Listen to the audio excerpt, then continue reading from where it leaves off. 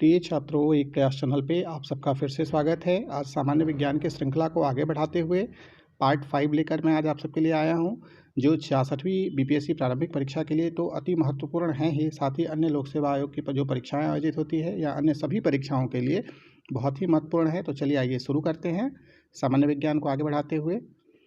ईंधन, आज ईंधन के ऊपर चर्चा करते हैं कि ईंधन में कौन कौन से महत्वपूर्ण प्रश्न पूछे जाते हैं। तो ईंधन में जो दो महत्वपूर्ण क्वेश्चन हैं वो पेट्रोल की गुणवत्ता और डीजल की गुणवत्ता की माप से है। तो पेट्रोल की गुणवत्ता मापने के लिए ऑक्टेन संख्या का इस्तेमाल करते हैं और डीजल की गुणवत्ता को मापने के लिए C10 संख्या का इस्तेमाल किया जाता है। कैसे याद रख सकते हैं? तो O से ऑक्टेन होता है, P से पेट्रोल होता है और अल्फ़ाबेट ABCD अगर आप पढ़ेंगे तो O के बाद P आता है। तो आप याद रख सकते हैं कि O के बाद P आता है, तो मीन्स ऑक्टेन संख्या पेट्रोल से संबंधित है। उसी तरह से C10 संख्या की बात करेंगे तो C से C10 होता है और D से डीजल होता है, तो C के बाद D आता है। तो आप ऐसे याद रख सकते हैं कि दो लेटर्स हैं, ऑक्टेन और C10, उसके बाद वाला लेटर जो होता है अल्फ़ाबेट, उसको आप इस्तेमाल कर सकते हैं। ऑक्टेन संख्या रिलेटेड है पेट्रोल से, C10 डीजल से।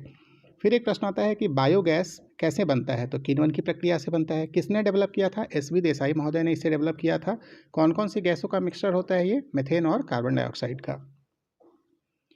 अगला क्वेश्चन है कि LPG जो होता है, जो घरों में इस्तेमाल किया जाता है ईंधन के रूप में, उसमें महक के लिए क्या मिलाया जाता है? तो मर्केप्टन मिला रहता है जो उसमें महक प्रदान करता है। किस चीज़ का मिश्रण होता है? तो मीथेन, प्रोपेन और ब्यूटेन का होता है। मुख्य आधार घटक क्या है? ब्यूटेन है। CNG जिनसे गाड़ियाँ चलती हैं वो किस चीज़ का मिक्सचर है? मीथेन और इथेन का मिक्सचर है। कूल गैस किन किन चीज़ों से मिलकर बना होता है? तो हाइड्रोजन, मीथेन और कार्बन मोनोऑक्साइड से मिलकर बना होता है। वाटर गैस किन चीज़ों का मिश्रण है? तो कार्बन मोनोऑक्साइड और हाइड्रोजन का मिक्सचर है। गैसोहोल क्या होते हैं? तो गैसोहोल पेट्रोल तथा एथिल अल्कोहल का क्या होता है? ये मिक्सचर होता है जिसमें पेट्रोल 90% और एथिल अल्कोहल 10% मिला रहता है। भारत का प्रथम LNG टर्मिनल कहाँ पे बनाया गया है? तो दहेज, गुजरात में। पेट्रोल में एंटी नॉकिंग दर को बढ़ाने के लिए क्या मिलाया जाता है? लेड टेट्रा एथिल मिलाया जाता है, CH3 CH2 का होल 4 PB। ऑटोमोबाइल में प्रशीतक के रूप में क्या इस्तेमाल किया जाता है? एथिलीन ग्लाइकॉल का इस्तेमाल किया जाता है, C2H6O2।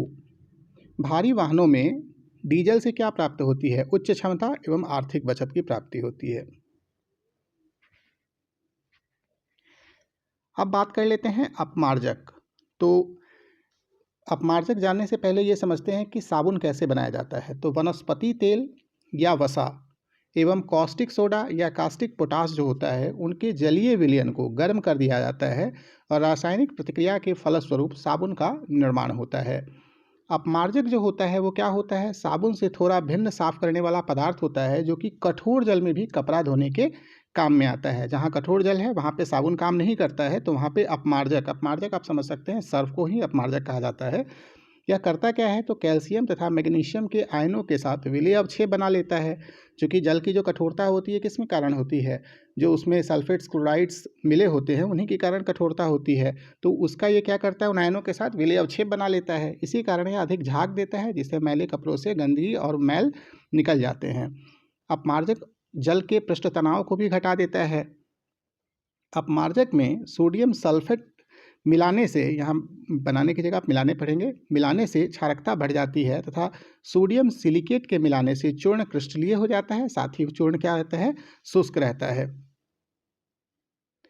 उर्वरक की बात कर ली जाए तो उर्वरक पौधों को फास्फोरस की आवश्यकताओं की पूर्ति के लिए रासायनिक उर्वरक की मुख्य रूप से आवश्यकता होती है, क्योंकि 1 मीट्रिक टन जैव उर्वरक में 2 से 3 kg फास्फोरस की ही मात्रा आपूर्ति हो पाती है।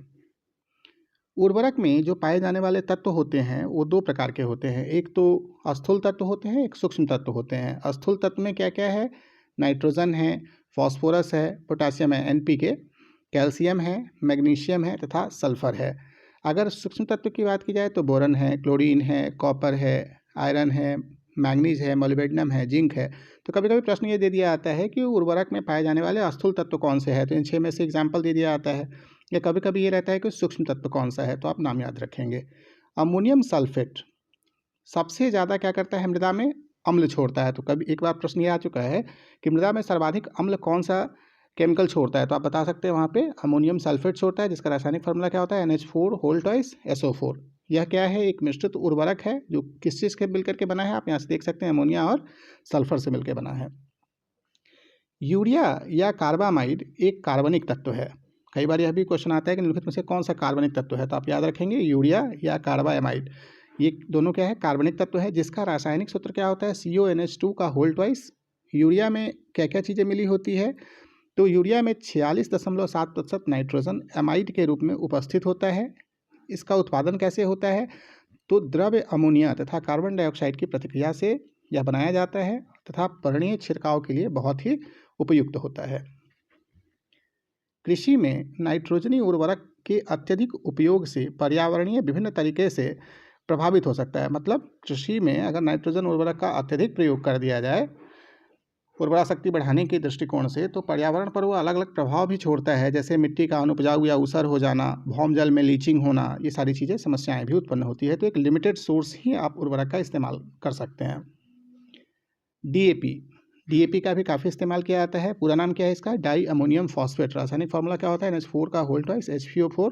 इसमें 46 से 53% फॉस्फोरस तथा 18 से 21% क्या होता है, नाइट्रोजन होता है। फिर एक बार क्वेश्चन ये आया था कि ह्यूमस किस चीज़ का उदाहरण है, तो ह्यूमस क्या होते हैं, जैविक कोलाइड होते हैं। हरी खाद के लिए उपयुक्त फसलें कौन कौन सी है, तो हरी घास के लिए सनई, ढेंचा, ग्वार, लोबिया, मूंग, उड़द व जंगली घास, ये सब चीज़ें क्या है, हरी खाद के लिए उपयोग की जाती है। तो कई बार यह प्रश्न आता है, 4 ऑप्शन में से 3 नाम ये दिए होते हैं, एक अलग नाम होता है, उसमें से टिक करना होता है। अब बात कर लेते हैं खाद्य संरक्षण, पोषण एवं औषधि की।